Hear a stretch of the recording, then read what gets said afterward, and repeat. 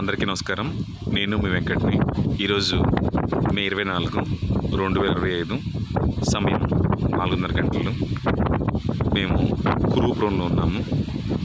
ఇది అద్భుతంగా పారుతున్న కృష్ణానది. ఇప్పుడే వర్షం మొదలైంది. ఈ కృష్ణానది సగభాగం తెలంగాణలో, సగభాగం కర్ణాటకలో జరుగుతుంది.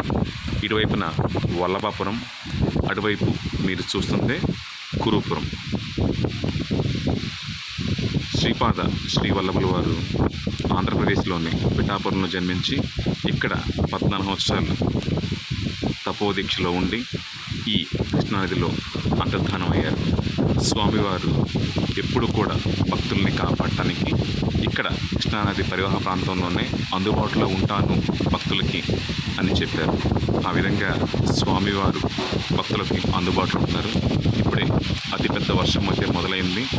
ఈ వర్షానికి నదీ పరివాహ ప్రాంతాలన్నీ కూడా చక్కగా పొంగిపొరుతున్నాయి. ఈరోజు నుంచి ఎండాకాలంలోని రోహిణి కార్తె మొదలవ్వాలి అంటే రోకళ్ళు బద్దలైపోయేంత వేడితో ఉండాలి. కానీ అలాంటిది చల్లటి గాలులతో, వర్షాలతో ఎంతో ఆహ్లాదకరంగా ఉన్న ఈ కృష్ణానది పరివాహ ప్రాంతాన్ని చూడటానికి 2 కళ్ళు సరిపోలే నమ్మాలి. చెప్పినట్లు కురుపురం వెళ్ళాలి అంటే దీనికి ఉన్న ఏకైక మార్గం బోటు మార్గం. ఇక్కడ వల్లభాపురం దాకా మనం వెహికల్లో వచ్చి అక్కడి నుంచి మనం బోట్లో అటువైపుకి వెళ్ళాలి. డైరెక్ట్గా వెళ్ళడానికి మార్గం అయితే లేదు. అంతకుముందు ఎండాకాలంలో నీళ్ళు లేకపోతే చాలామంది నడిచి వెళ్తారు.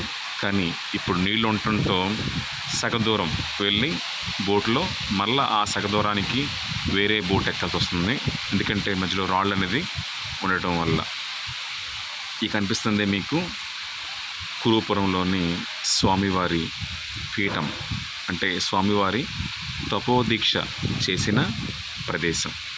చక్కటి వర్షం, చూడచక్కని కృష్ణానది పరివాహ ప్రాంతం. చెప్పినట్లు ఇటువైపు తెలంగాణ, అటువైపు కర్ణాటకలోని భాగం.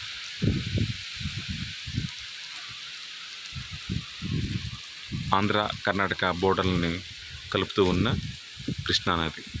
మేము వల్లభాపురం వైపు ఉన్నాము. వల్లభాపురంలోని శ్రీ దత్తాత్రేయ స్వామివారి దేవాలయం. ఇది 2 అంతస్తుల్లో ఉంటుంది. ఇది 2 అంతస్తుల్లో ఉంటుంది. మొదటి అంతస్తు అంటే చివరి భాగంలో దత్తాత్రేయ స్వామివారు, 2వ అంతస్తులో అంటే కింద భూమి భాగంలో దేవతామూర్తుల విగ్రహాలు ఇవన్నీ ఉంటాయి. 1వ అంతస్తులో అమ్మవారి ఆలయం, పైన అంతస్తుల్లో శ్రీ దత్తాత్రేయ స్వామివారి దేవాలయం ఉంటుంది. ఇది వల్లభాపురం.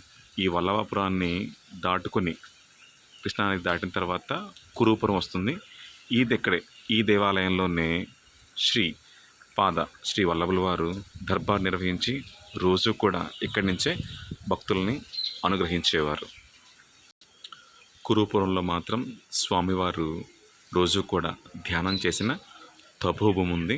అక్కడ స్వామివారికి దేవాలయాన్ని నిర్మించారు కర్ణాటక ప్రభుత్వం. ఇది తెలంగాణలోని వల్లభాపురంలో ఉంటుంది.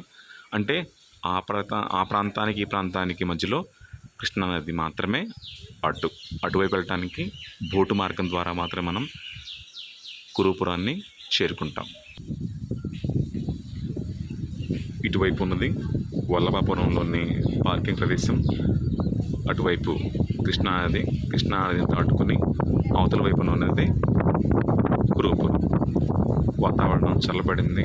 చక్కటి ఎదురుగాలులు, వర్షంతో ఆహ్లాదకరంగా ఉన్న కృష్ణ అమ్మవారి నది. కృష్ణ అమ్మవారి విగ్రహాన్ని కూడా మనం చూడవచ్చు. కృష్ణవేణి అమ్మవారు.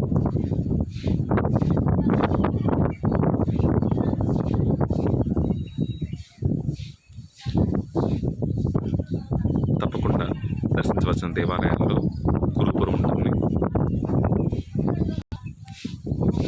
ఈ వల్లభాపురంలోనే ఉన్న శ్రీ విఠల్ బాబూజీ ఆశ్రమం, అదే ఆయన సమాధి స్థానం కూడా ఇక్కడ దగ్గరలోనే గోశాల, అలాగే పాండురంగ రుక్మిణి అమ్మవారి దేవాలయాలు కూడా మనం చూడొచ్చు. సహజ గణపతి స్వామివారిని కూడా మనం చూడొచ్చు. కృష్ణానదిని ఆనుకొని ఉంటాయి ఇవన్నీ కూడా.